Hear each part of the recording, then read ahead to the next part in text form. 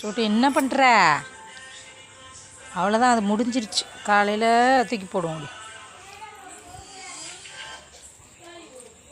என்னமோ நீ கிட்ட போனால் இழுத்துக்கிட்டு கிடக்கு. சோட்டு கிட்ட போனால் தான் அது தலையே தூக்குது.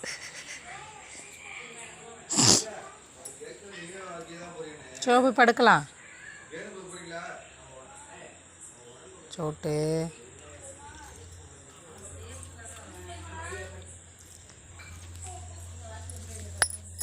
பிள்ளைக்கு வெளியில் போக அவ்வளோ ஆசை. ஏக்கமாக பார்த்துக்கிட்டு நிற்கிறான் கேட்டுக்குள்ளே. நாளைக்கு அழைச்சிட்டு போக சொல்கிறேன் அக்காவை. நீதான் எல்லாத்தையும் சண்டைக்கு போறிய. சரிவா போவான்.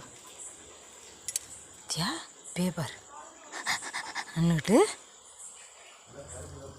வா போவோம். முடியா, நான் போகிறேன். பாய். முடியாங்க போ. இந்த கோழி கிடக்கா கிடக்கட்டு வா.